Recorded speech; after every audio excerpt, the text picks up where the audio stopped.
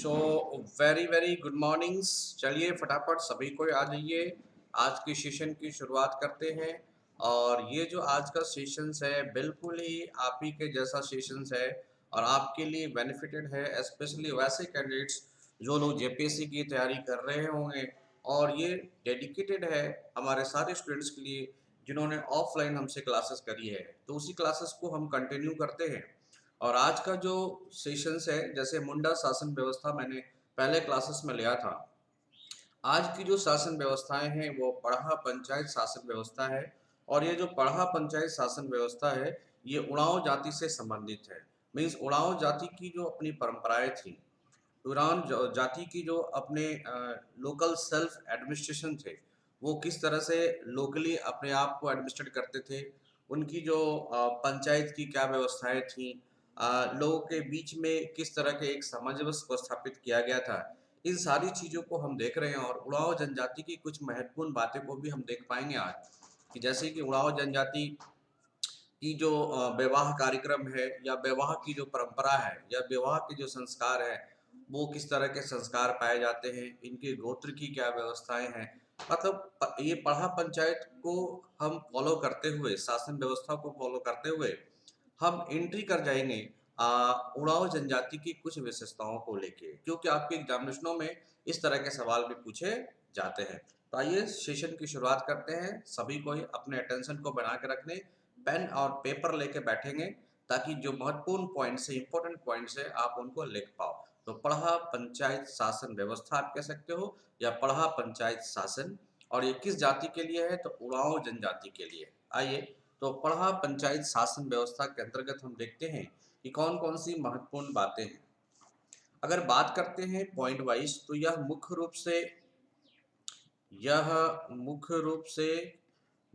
से किस जनजाति के लिए है डियर, तो उड़ाव जनजाति के लिए यह मुख्य रूप से यह शासन व्यवस्था है। मतलब यह शासन व्यवस्था उड़ाव जनजाति की शासन व्यवस्था है। अगर एक सवाल कई बार आपसे पूछा जाता है कि उड़ाव जनजाति की जो शासन व्यवस्था है, इनकी जो इक्वलिटीज है, या उड़ाव जाति की शासन व्यवस्था है किन जाति की शासन व्यवस्थाओं से मिलती है, तो आप आंसर करोगे मुंडा। तो मुंडा जनजाति मतलब मुंडा शासन व्यवस्था, मुंडा जनजाति की व्यवस्था शासन व्यवस्था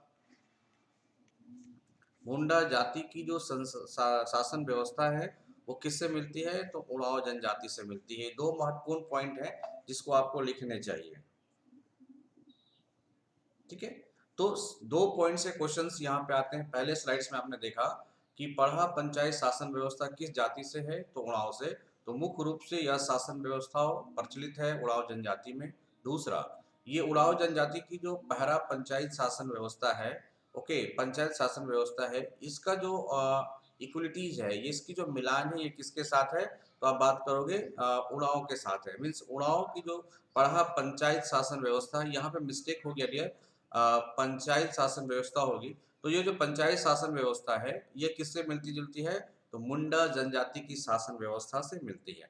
आइए हम देखते हैं कि मुंडा जनजाति या सॉरी पढ़ा पंचायत उड़ाव जनजाति की जो शासन व्यवस्थाएं हैं, जिसे हम लोग पढ़ा पंचायत शासन व्यवस्था के नाम से जानते हैं, इनमें कौन कौन से इम्पोर्टेंट पद होते हैं, इम्पोर्टेंट पोस्ट होते हैं, और उनका क्या वर्क है। तो पढ़ा पंचायत की जो इम्पोर्टेंट पोस्ट हैं, उस पोस्ट को हम सीरियल वाइज देखने का प्रयास करते हैं। ओके, आप इसको हिंदी में कह सकते हैं महत्वपूर्ण पद। ये कौन कौन से पद हैं और उनका क्या क्या काम है। तो पहला पद हम देखते हैं महतो। तो ये उड़ाव जनजाति का पद है जिसे हम लोग क्या कहते हैं, महतो कहते हैं। अब महतो का क्या है, तो यह गांव का प्रधान होता है। ये महतो जो है गांव का प्रधान होता है। जैसे मुंडा शासन व्यवस्था में आपने देखा था, मुंडा गांव का प्रधान होता है, बट पढ़ा पंचायत मिस उड़ाव जनजाति की शासन व्यवस्था में आप देख पा रहे हो कि आपका जो प्रधान होता है, गांव का प्रधान होता है, उसे क्या कहा जाता है, महतो कहा जाता है। ओके, अब ये करता क्या है कि गांव स्तर के जो मामले हैं, गांव स्तर के मामले गांव स्तर के मामले, ओके, का निपटारा करता है, का निपटारा करता है। मीन्स गांव में छोटे छोटे जो भी मामले होंगे, छोटे छोटे जो भी विवाद होंगे, इन सबों का यह कौन करता है, निपटारा कौन करता है, महतो। तो किस जाति में, तो उरांव जनजाति में। ओके, अब इस काम को करने के लिए ये गांव के अनुभवी, आप लोग लिखते चलोगे, गांव के अनुभवी, अनुभवी मीन्स जो गांव के बुजुर्ग हैं, डिलीजेंट पर्सन्स हैं, उनका भी सपोर्ट लेता है, या कह सकते हो अनुभवी या बुजुर्ग, जो गांव के बुजुर्ग हैं या अनुभवी हैं, उनका यह क्या करता है, ओके, उनका यह सपोर्ट लेता है। बुजुर्ग का सपोर्ट आप लिख सकते हो, सपोर्ट लेते हैं। ओके, तो आप देख रहे हैं कि जो महतो है ये आपका गांव का प्रधान होता है, और गांव के जो स्तर के जो मामले होते हैं, छोटे मोटे जो मामले होते हैं, उनका निपटारा करता है। और इसके लिए सपोर्ट किसका लेता है, तो गांव के अनुभवी और या बुजुर्ग का सपोर्ट लेता है। ओके, अगर आप बात करोगे यह किस तरह के मामले का काम करता है, तो यह देखिएगा, यह मामला प्रशासनिक मीन्स महतो के पास प्रशासनिक ऑब्लिक न्यायिक मीन्स जुडिशियल, आप कह सकते हो जुडिशियल, और आप कह सकते हो एडमिनिस्ट्रेटिव, ये दोनों पावर होता है किसके पास, तो महतो के पास। थोड़ा सा मुंडा से थोड़ा सा ये एडवांस है कि मुंडा सिर्फ गांव का प्रधान होता है, उनके पास छोटे मोटे मामलों के अलावा और किसी भी प्रकार का पावर नहीं दिया गया था। लेकिन आप अगर आप देख पाते हो उड़ाव जनजाति में, तो उड़ाव जनजाति का जो गांव का प्रधान होता है वो महतो होता है। एकदम लिख लीजिएगा और पूरी अच्छे तरीके से याद कीजिएगा। ओके, क्या होता है, प्रधान महतो होता है। और लाइव में जब आप आएंगे 10:30 से, तो 10:30 से जब लाइव में आएंगे तो आपको जितने भी सवाल होंगे आप सवाल मुझसे कर सकते हो। तो गांव का प्रधान महतो होता है, तो गांव स्तर के मामलों का निपटारा कौन करता है, तो महतो करता है। और गांव के अनुभवी या बुजुर्ग का ये सपोर्ट लेता है। और यह इसके पास दो पावर होता है, प्रशासनिक और न्यायिक, means administrative power as well as judicial power होता है। तो पहला पदाधिकारी आपने देखा, पहला पोस्ट देखा, पहला पद देखा, दैट इज महतो। आइए, मुंडा शासन व्यवस्था, सॉरी, पैरा पंचायत शासन व्यवस्था का दूसरा जो हेड होता है वो कौन होता है, तो मांझी होता है। कौन होता है, मांझी। कहा जाता है यह जो है, ये महतो जो गांव का प्रधान है, यह महतो का सहयोगी होता है, यह महतो का सहयोगी होता है, मीन्स महतो को सपोर्ट करता है।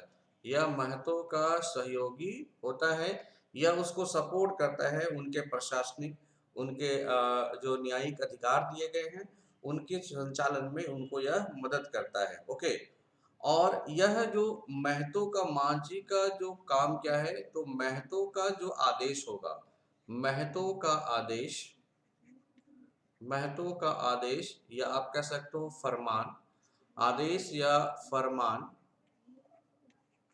गांव वालों तक, गांव वालों तक, गांव वालों तक पहुंचाता है, गांव वालों तक पहुंचाता है। ये कौन पहुंचाता है, तो मांझी। तो पहला पद देखा आपने, महतो, जो गांव का प्रधान होता है। इनके पास एडमिनिस्ट्रेटिव और you can say the legals power होते हैं, जुडिशियल पावर होते हैं।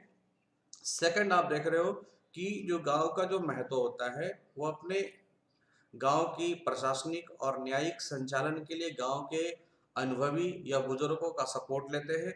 दूसरा उनको सपोर्ट करने वाला व्यक्ति कौन होता है, मांझी होता है, जो महतो का सहयोगी होता है। और महतो का जो आदेश होता है और यह फरमान होता है वह उसको गांव वालों तक पहुंचा देता है। ओके, चलिए, जैसा कि मैंने आपको कहा कि ये मुंडा से मिलता जुलता रहता है, तो डेफिनेटली कुछ ना कुछ चीजें मिलनी चाहिए। तो परहा और ये परहा यहाँ भी होता है। ये परहा पंचायत है, जो कई गांवों को मिलाकर एक पंचायत होती थी। मुंडाओं में उसे परहा कहते थे, और यह पंचायत जहाँ बैठती थी उसे अखरा कहते थे। ओके, और कई परहा का जो होता था, परहा राजा हुआ करता था। यहाँ देखिएगा, ये कई गांव मिलते हैं, यहाँ पे भी कई गांवों को मिलाकर एक पंचायत बनाई जाती है जिसका नाम है परहा या परहा पंचायत। लेकिन इसमें टर्म कंडीशंस है, इनमें कंडीशंस क्या है कि कितने गांव का कंडीशन होगा, या तो ये 5 गांव हो सकता है, या तो 7 हो सकता है, या तो 11 हो सकता है, या तो 21 हो सकता है। इस तरह से ये गांव का कॉम्बिनेशन है। मतलब एक परहा में मिनिमम आपको 5 होंगे, या तो फिर 7, फिर 11 हो सकते हैं, या 21 हो सकते हैं, या 22 हो सकते हैं। इस तरह को कहा जाता है। तो यह एक्चुअली क्या है, तो अंतर, आप बता सकते हो, ग्रामीण अंतर ग्रामीण पंचायत है। आराम से पहले डियर ऐसा पढ़े कि फिर दोबारा पढ़ने की जरूरत आपको ना पड़ जाए। ओके, अगर आप पूछोगे कि इस पहला पंचायत का क्या मुख्य वर्क है, तो मेन वर्क आपका क्या है, इसका मेन वर्क आप बोलोगे क्या है पढ़ा का, तो ये दो या दो से अधिक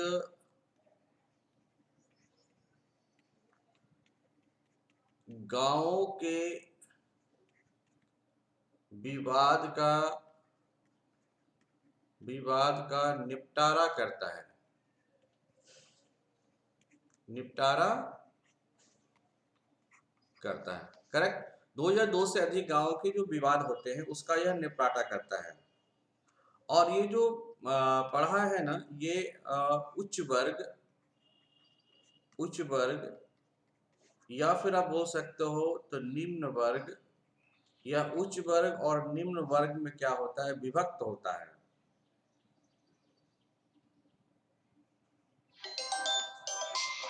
ओके, इसमें क्या है, पढ़ा पंचायत में पुरुष के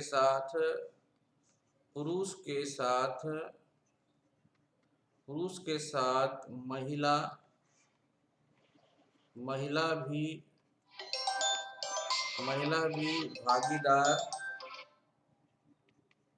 भागीदार होती हैं। यह पुलिस के साथ महिला पुरुष के साथ महिला भी भागीदार होती है। जबकि आपने देखा होगा मुंडा शासन व्यवस्था में सिर्फ और सिर्फ कौन भागीदार होता है, तो मुंडा शासन व्यवस्था में ओनली पुरुष होते हैं, जबकि पढ़ा पंचायत शासन व्यवस्था में पुरुष के साथ साथ महिलाएं भी भागीदार होती हैं। ओके, करेक्ट, इतनी बातों को आप समझ पा रहे हैं, वेरी गुड, समझते रहिए, आगे बढ़ते रहिए फटाफट। नेक्स्ट पद जो आपका होता है पढ़ा राजा। जबकि मुंडा में अभी आपने देखा था कि पढ़ा राजा था, तो पढ़ा राजा ये पढ़ाओ का क्या होता है, हेड होता है। कह सकते हो कि यह पढ़ा यह पढ़ा पंचायत का प्रमुख यह पढ़ा पंचायत का प्रमुख होता है। कौन भाई, तो पढ़ा राजा। वैसा मामला जिसका निपटारा लिखते चलोगे, वैसा मामला जो टफ मामला हो जिसका निपटारा ग्रामीण स्तर पर कौन कर सकता था, मैं तो ग्रामीण स्तर पर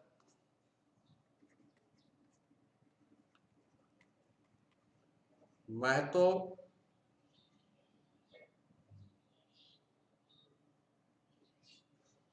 नहीं कर सकता या नहीं कर सका है, वैसे मामलों का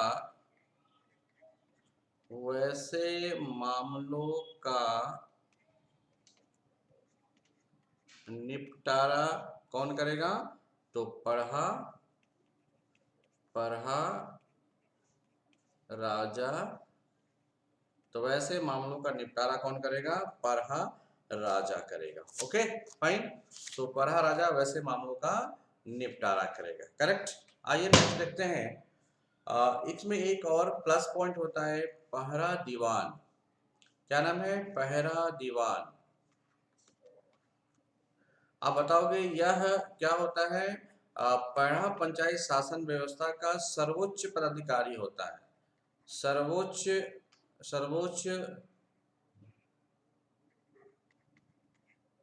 पदाधिकारी या पदाधारी होता है। यह किस तरह से काम करता है, तो सर्वोच्च सर्वोच्च न्यायालय सर्वोच्च न्यायालय की तरह सर्वोच्च न्यायालय की तरह काम करता है। मतलब ये सबसे हेड हो गया आपका पढ़ा दीवान। ओके, और ये इसकी जो हाइट होती है यह सभी सभी पढ़ा राजा का हेड्स होता है। ये जितने भी पढ़ा राजा हैं वो सारे पढ़ा राजा का हेड्स हुए। तो आप देखोगे इसमें सबसे पहले महतो हुआ, महतो के बाद क्या हुआ, पढ़ा पंचायत में पढ़ा राजा हो गया, पढ़ा राजा हो गया, और पढ़ा राजा के बाद क्या हो गया, तो पहरा दीवान हो गया, MPRPD। ओके, इस तरह से इसकी शासन व्यवस्थाएं चलती हैं। बराबर है। तो जैसा मामला अगर टफ मामला हो, जो पढ़ा राजा उसका निदान नहीं कर पाता हो, तो वो किसे सौंप दिया जाएगा, पढ़ा दीवान को। आइए पाहन देखिएगा, आपको मुंडा शासन व्यवस्था में भी पाहन आपको देखने को मिला था। तो डेफिनेटली यह क्या होगा, यह गांव का धार्मिक प्रधान होगा, यह गांव का धार्मिक प्रधान होगा, यह गांव का धार्मिक प्रधान होगा। करेक्ट। डेफिनेटली यह क्या कराएगा, पूजा पाठ, पर्व त्योहार, ओके, शादी विवाह, ये जो कार्यक्रम होते हैं, जो रिलीजियस वर्क होते हैं, जो रिलीजियस वर्क होते हैं, वो सारे रिलीजियस वर्क को कौन करता है, तो ये पाहन करता है। पूजा पाठ हो गए, संस्कार हो गए, शादी विवाह, यह करता है। ओके, और यह जो पद है, हमेशा देखना, एक पाहन का जो पद होता है, यह शादीशुदा शादीशुदा व्यक्ति को ही दिया जाता है। ये काफी इंपॉर्टेंट है, यह पद शादीशुदा व्यक्ति को ही दिया जाता है। और आपने देखा था कि मुंडा शासन व्यवस्थाओं में पाहन को जमीन दी जाती है, इसका नाम है डाली कटारी, और दूसरी जमीन क्या थी, भूत खेता। अब यहाँ जो जमीन दी जाती है पाहन को, जो पूजा करता है, तो पाहन को दी जाने वाली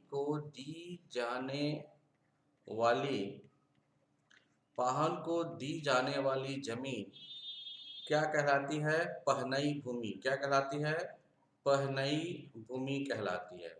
क्या कहलाती है, पहनई भूमि कहलाती है। ये काफी इंपॉर्टेंट है। ये थोड़ा सा डिफरेंट आपको देखने को मिल रहा है मुंडा में। मुंडा में क्या था, डाली कटारी और भूत खेता, और डाली कटारी की जो भूमि थी वो लगान मुक्त थी, उस पर कोई लगान नहीं लिया जाता था। और यहाँ पे पढ़ा पंचायत शासन व्यवस्थाओं में आपने देखा कि पाहन को जो जमीन दी जाती है उसे पहनई भूमि कहलाता है, और यह पहनई भूमि कहलाता है। ओके, चलिए नेक्स्ट। आप देखिए थोड़ा सा डिफरेंस आपको देखने को मिला। यहाँ पे आपको एक बैगा होता है। कौन होता है, तो बैगा होता है। इसे इसे आप बैधा भी कहते हैं। बैगा को आप बैधा भी कहा जाता है, इसे बैधा भी कहा जाता है। ठीक है, ये छोटा छोटा पॉइंट है, इन्हीं से क्वेश्चन आते हैं। बैगा का दूसरा नाम क्या है पारा पंचायत शासन व्यवस्था में, तो आप इसको बोल पाओगे बैदा कहलाता है। ओके, और यह बेसिकली यह पाहन का सहयोगी होता है। ओके, यह पाहन का सहयोगी होता है, तो पाहन को ये मदद करता है। ओके, यह पाहन का क्या होता है, सहयोगी होता है। ओके, और वहां पे पाहन का सहयोगी कौन था, तो पुजारा था या पनभरा था। यहाँ पे क्या हो गया, बैगा हो गया। यह मोस्टली आप लिख पाओगे, या मोस्टली ग्रामीण देवताओं, जो गांव की देवता होती है, ग्रामीण या मान्यता ट्राइबल्स में काफी देखने को मिलता है, ग्रामीण देवताओं की पूजा कर उन्हें शांत करने का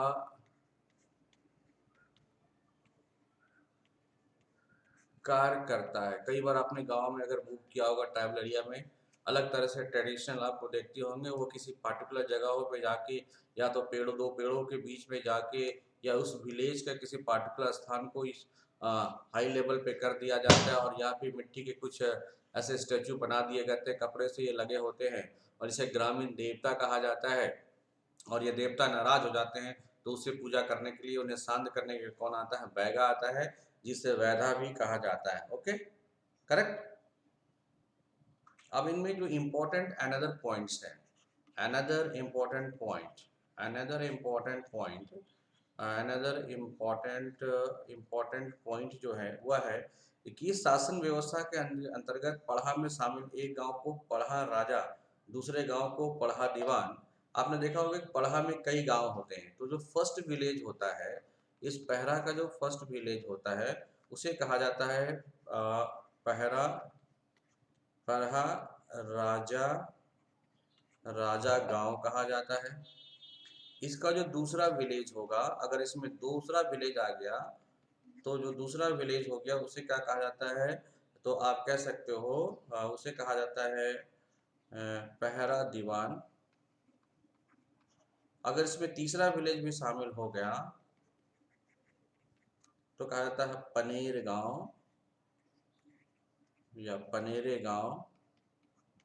तो पहरा राजा गांव, पहरा दीवान, दूसरा पनेर गांव। और जब यह चौथा विलेज आ जाता है, चौथा विलेज इसमें शामिल हो जाता है तो कहा जाता है कोटवार गांव। ये कई बार क्वेश्चन पूछा गया है, उसे कोटवार गांव कहते हैं। ओके, क्या कहते हैं, कोटवार गांव कहते हैं।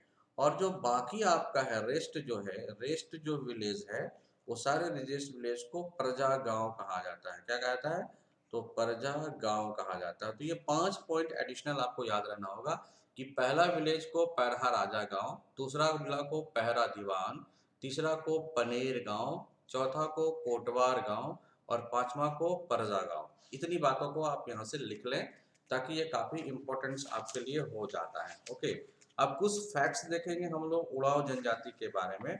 हमने शासन व्यवस्थाओं को तो देख लिया, अब उड़ाव जनजाति की कुछ फैक्ट्स बातों को हम लोग देखेंगे। Okay, correct. अगर हम बात करते हैं उड़ाव की, अगर मैं बात करता हूँ उड़ाव जनजाति की यहाँ पे, तो आप देखेंगे कि ये जो उड़ाव जनजाति है इसकी अगर मैं बात करता हूँ तो यह उड़ाव जनजाति बेसिकली यह झारखंड की, आप लिख पाओगे झारखंड की दूसरी, यह झारखंड की दूसरी एवं एवं भारत की चौथी, भारत की चौथी सर्वाधिक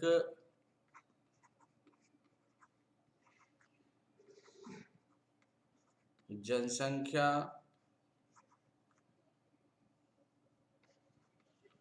वाली जनजाति है। ओके, झारखंड की दूसरी एवं भारत की चौथी सर्वाधिक जनसंख्या वाली जनजाति है कौन, उड़ाव। अगर बात करोगे कि जनजातियों की कुल जनसंख्या का, कुल जनसंख्या का मतलब अगर झारखंड में जो कुल जनजाति है, इस कुल जनजाति का जनसंख्या में इसका प्रतिशत कितना है, 18.14% है। किसकी संख्या, तो उड़ाव की। ओके,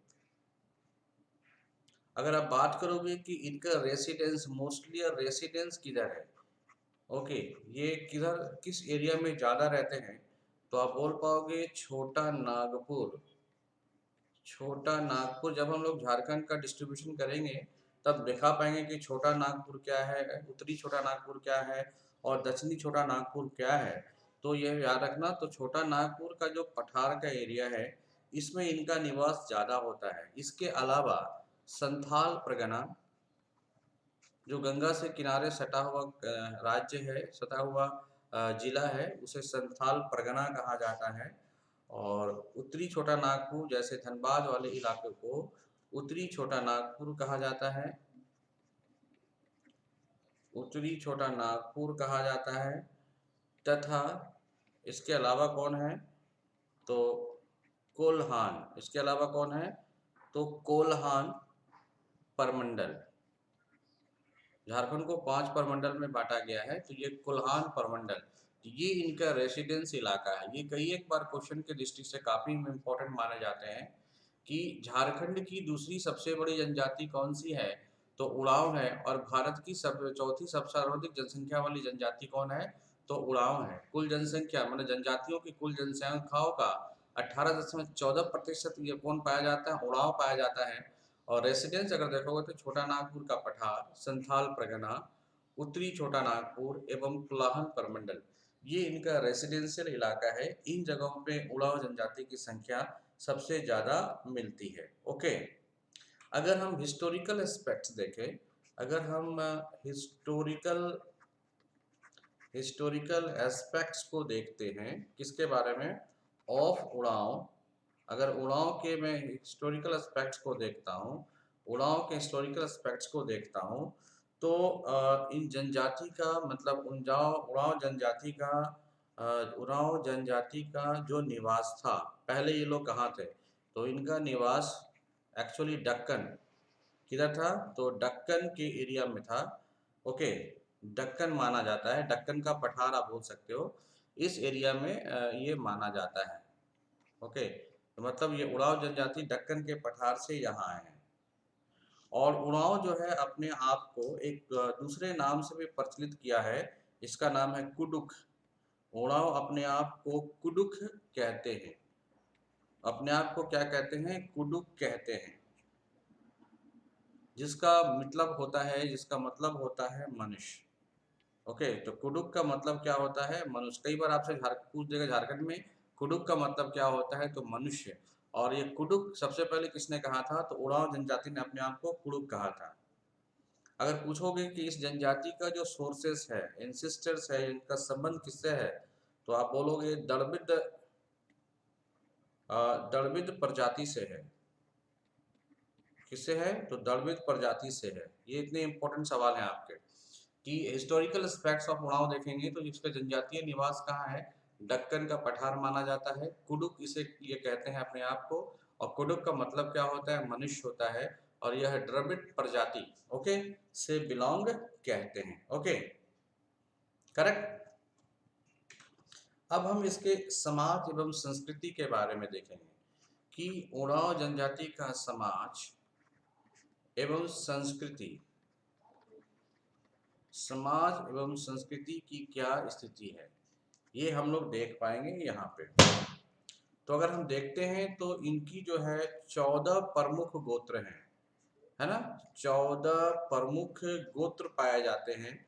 किनके, तो उड़ाव जनजाति के गोत्र कितने हैं, 14 होते हैं। ओके, इनमें जो इम्पोर्टेंट गोत्र है, इसमें जो इम्पोर्टेंट है, 14 गोत्र होते हैं, लेकिन इम्पोर्टेंट कौन से हैं, तो गोदान इम्पोर्टेंट है, इम्पोर्टेंट क्या है, गोदना, 14 प्रमुख गोत्र होते हैं। और इम्पोर्टेंट बात क्या है कि इनमें गोदना, गोदना मीन्स टैटू, टैटू प्रथा प्रचलित है। मतलब अगर उरांव जनजाति के लोगों को देखने को मिलेगा तो उनमें क्या होगा, वो किसी प्रकार का टैटू लगाओ रहेंगे। और ये जो टैटू है ये स्पेशली महिलाओं में, तो अगर किसी महिलाओं को अगर आप देख रहे हो टैटू लगाए हुए हैं, तो ये आप मान लेना कि यह महिलाएं किससे है, तो उड़ाव जनजाति से बिलोंग करती हैं। ओके, अगर आप बात करोगे तो उड़ाव जनजाति में जो मैरिज होती है, आप इसको विवाह कह सकते हो, उड़ाव जनजाति में जो विवाह होती है वह विवाह सेम कास्ट में नहीं होती है। मतलब समगोत्रीय विवाह समगोत्रीय विवाह नहीं होता है, मतलब एक गोत्र में विवाह नहीं होता है।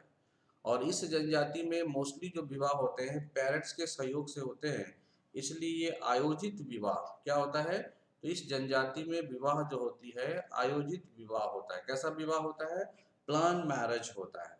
ओके, और यहाँ पे एक और विवाह है जिसका नाम है सेवा विवाह। सेवा विवाह, यह विवाह भी एक प्रचलित है। ओके,